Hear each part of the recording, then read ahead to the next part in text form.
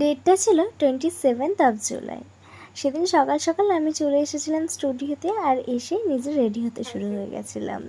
তো সবার প্রথমে বলে রাখি, এত সাজসজ্জার কারণ সেদিন ছিল আমার স্টুডেন্টদের সার্টিফিকেশন ডে, আর সেদিন তো একটু পরিপাটি করে সাজতেই হবে। সার্টিফিকেশন ডে আমার কাছে এবং আমার স্টুডেন্টদের কাছে ভীষণ স্পেশাল, কারণ এই 3টে মাসের জার্নি, 3টে মাসের ঘর সংসার আমার সাথে আমার স্টুডেন্টদের। এই যে একটা কথা আছে না, যার শেষ ভালো তার সব ভালো। আমি চাই আমার স্টুডেন্টদের সাথে এই 3টে মাসের জার্নির মধ্যে শেষ দিনটা যেন ভীষণ সুন্দর হয়ে থাকুক।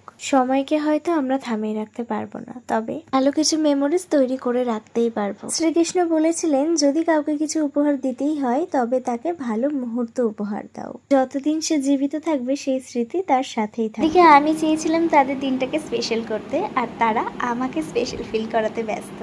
আমার প্রত্যেক স্টুডেন্টদের জন্য থাকলো শুভকামনা।